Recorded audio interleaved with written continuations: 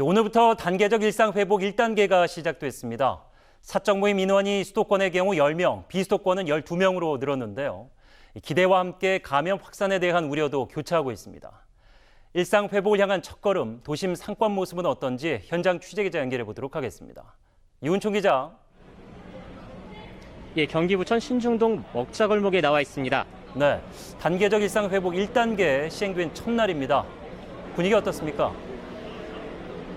제가 서 있는 이곳은 도심에서 주점과 음식점이 몰려 있는 곳이고요. 코로나19 확산 여파로 손님의 발길이 끊겼었는데 오늘은 조금 특별합니다. 한산하던 거리는 밤이 깊어지자 손님들의 발길이 이어지고 있습니다.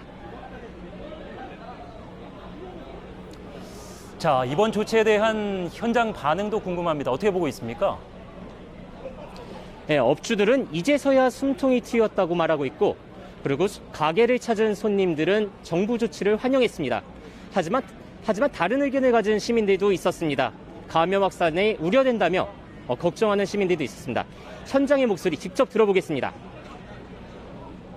이번에 11월 1일부터 풀려서 좀 숨통이 트이고 다행이라고 생각합니다. 그래도 기대 많이 하고 있습니다. 시간 제한도 많이 풀려서 친구들도 오래 볼 수 있고요.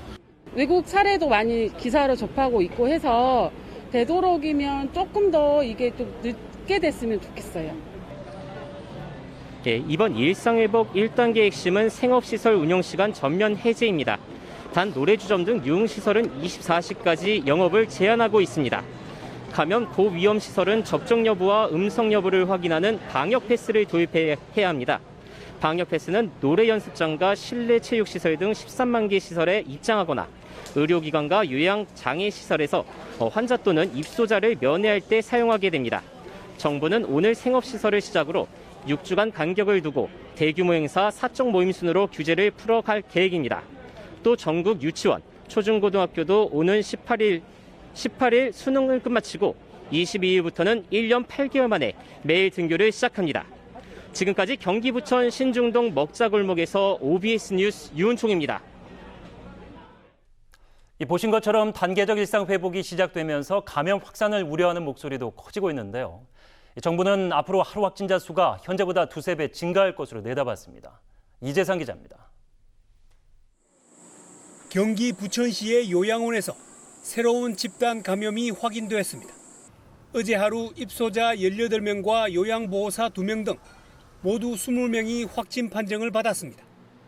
인천 강화군의 종교시설에서는 지난달 28일 첫 확진자가 발생한 이후 밀접 접촉자 7명이 양성 판정을 받아 누적 확진자는 38명으로 늘었습니다.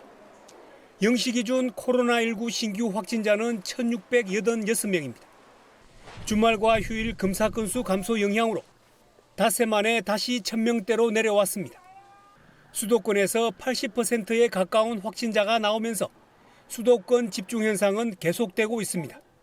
거리두기 완화, 그리고 일상 회복에 대한 기대감, 또 추운 날씨 때문에 실내 활동이 증가되면서 환기가 좀 어려워졌기 때문에 단계적 일상 회복이 본격화한 가운데 정부는 하루 확진자 수가 현재 수준의 두세 배 정도 증가할 것으로 내다봤습니다.